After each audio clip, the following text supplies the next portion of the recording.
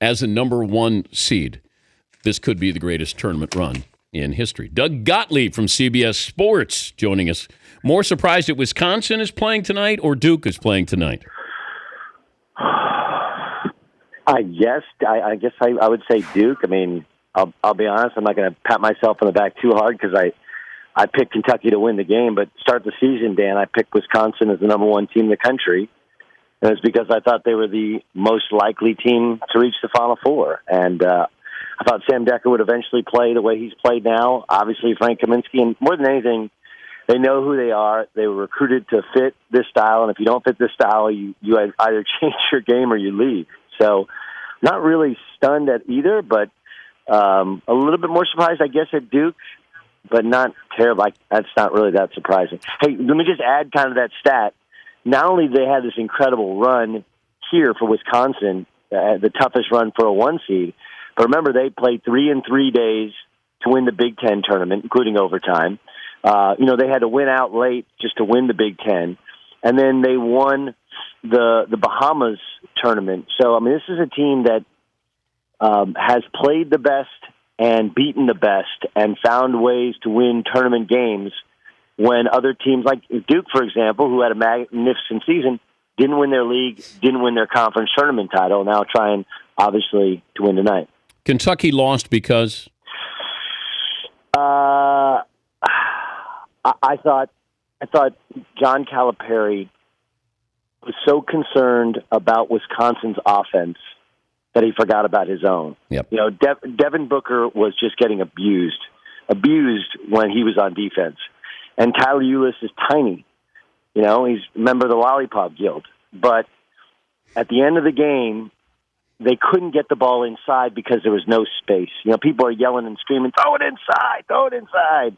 You're playing too slow. Like there was no shots to be had. He was playing Trey Lyles at the 3 because Lyles was doing a good job of post defense as opposed to Devin Booker. But I thought his inability to recognize offense to defense subs and that his team needed space in order to get the ball to Towns, because Wisconsin they were dead tired. They weren't moving offensively. They're down 4, and at that very moment, you got to adjust to what's going on in the game and the lack of space. And I never thought they really had a great offensive scheme. He did a great job of letting them play and figuring out who was playing hard and who was playing smart. And some of the guys that played well in the first half didn't play well in the second half. But I thought they stopped scoring and they stopped playing, and Wisconsin kind of regained their composure. They got that one fortunate call, which was a blown shot clock violation. And then they did what they do. They spread you out, they find the mismatch, and, they take you apart. So I thought it was their offense, not their defense, that lost them the game. Yeah, and that's what I said during the season. If they lose, it'll be because of their offense. I just didn't think they had a structure to it, a go-to guy. Everybody can score when it's fun and games running around. We've seen this before, and I just thought, could they get a great shot when they needed to? And those plays that were called or not called, as far as the Harrisons and forcing shots in the last couple of minutes, just didn't seem like there was structure there. That was really a big surprise for me. Well, it's a great point you make, and I don't know who you played for in college. So I obviously played for Eddie Sutton. He had a very different offensive philosophy than a John Calipari. Now, some of it Cal is dealing with having too many good players. But, one of the things that Coach Sutton would do is early in the season, when you're playing one of these crummy teams in a bye game, is he would keep running plays for our best players, Desmond Mason, Adrian Peterson, Brett Robish. Anyway, the idea was, one, he wanted to establish a pecking order, and two, he wanted those guys to play with such supreme self-confidence that when you got to a real game, everybody knew who was going to take the shot, and those guys never thought they were going to miss. Now, look, Cal did it differently. He kind of just went with the win, and at the end of the season, they would go inside to Carl Towns. That's what they wanted to do. The problem was there was just no space. So even though Frank Kaminsky, I thought, was dead on his feet, tired, trying to defend that big sucker the whole game, they couldn't get him the basketball, and they couldn't exploit what became a mismatch late. He's Doug Gottlieb from CBS Sports, joining us, Dan Patrick's show. Who wins tonight? Okay, so in order to beat Wisconsin, DP, you got to do 3 things. You got to have old-fashioned screen and roll. You got to make jump shots. And I think you got to have a true post player because they play behind you in the post. Duke does all of those things. Yeah. And I think Wisconsin, it wasn't just that they played an absolute war. They also played the late game, and you get done, you get back to your room 1 o'clock, and you're still buzzing, and you probably got to sleep 3, 4 in the morning. So I think they're going to be tired. But Duke switches everything defensively, and that doesn't work against Wisconsin. I don't know. I guess Duke's probably going to zone some. I think Wisconsin wins, even though the matchups traditionally and how you beat Wisconsin, just like when Duke beat them earlier this year, jump shooting teams tend to beat them. I think Wisconsin finds a way to win. I think Decker is playing at such a high level. I think Koenig is a difference maker, and I think they'll find the mismatch between Hayes, Decker, and Kaminsky. If Duke goes man-to-man, they go big, they go small. There's a mismatch there for Wisconsin, and they find them better than any college team I've ever seen. John Calipari, Hall of Fame, felt like a little too soon. I don't know if they were trying to do it in conjunction with this season, but it feels a little too soon for me. Well, there's two different levels to it. I mean, the idea that we have to have sitting head coaches as Hall of Famers is so dumb. Yep. There's so many historically great coaches like mine who's only got to win 800 games and not get in. The guys like Tark, guys like Ed, who got in last year, guys like Eddie Sutton should be in. But, Mike Krzyzewski got in because he has such historic success, and then all these other guys like, hey, why can't I get in?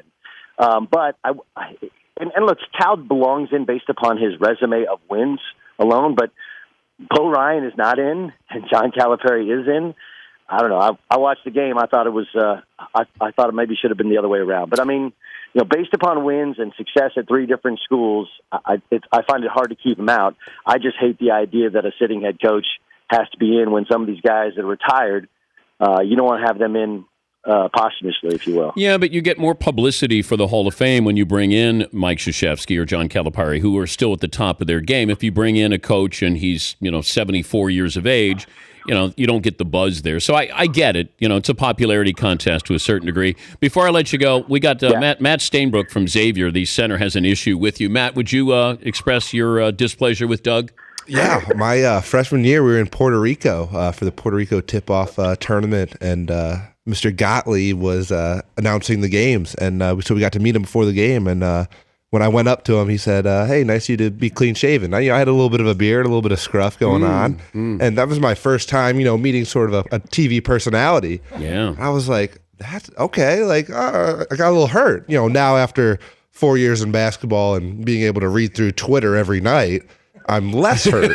But at the time. So did Doug prepare you for your college career? You know what? He probably gave you a little bit of harsh reality, a little constructive criticism. Right. So I guess I should thank him for it. It's kind of like Scared Straight, when you bring the students to the prison and then they scare them. So that's all Doug did. So I knew what was going on. The other thing was, I watch every game after we play it. I watched the TV game. And he also mentioned that I got pies delivered to the team bus. And I don't know where he got that, like an apple pie or something. I don't know where he got that from. Doug, do you stand by that claim that Matt got pies delivered to the team bus? I actually do, and I'll tell you why. If we listen, you have to understand that Matt is arguably my favorite player I have ever gotten a chance to cover. Steve Hawkins, his former coach at Western Michigan, who he himself, he does have a little Uncle Fester look to him. I've known Hawk for like 25 years. That's where I got the story.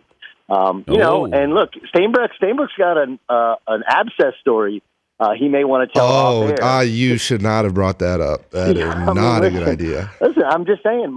Abscess? A tailbone abscess. This is a DP after dark story that I don't think, mornings you wake up, you got your coffee, you're driving to work, or you're watching on Audience. You're watching. I don't think that's really, but I'm just saying my info is really, really good. Well, I love Stainbrook, but if you think that he's the picture of hygiene, just look at him now, right? I was not mad about the story. I was mad that whoever said they were delivering pies was not delivering them. Maybe Coach Hawk was getting a couple or taking a slice out because I didn't get any. We're going to look into this, Doug. I'll get some of our best people on this story. And Stainbrook. Yeah. Listen, whenever you want to play your perfect YMCA game, when you get done making all that money overseas or in the NBA, you can be on my first team all YMCA team. Is that cool? I'll take that. I will gladly. First pick in the YMCA draft, Matt Schaefer. I always throw it inside. If I get a big guy like that, we'll run the court. I will feed him till he burps. I'm not a black hole. I'll kick it out every once in a while. I got you. Yeah, but Doug's not going to shoot. You don't want Doug shooting if you kick it out. Whoa, Dan! I just want you to know I have. We played at the Dome last night. Every Sunday night of the Final Four, I was on fire. I had my inner Dan Patrick. I'm going to need a second source on that, Doug, that you were on fire. Because your world of being on fire, that's probably just a match in my world. You mean that by just hitting the rim, that's on fire? Yeah. That's what you're saying? Yeah, I am on fire. I am hitting iron today. Thank you, Doug. See you guys. Doug Gottlieb, CBS Sports.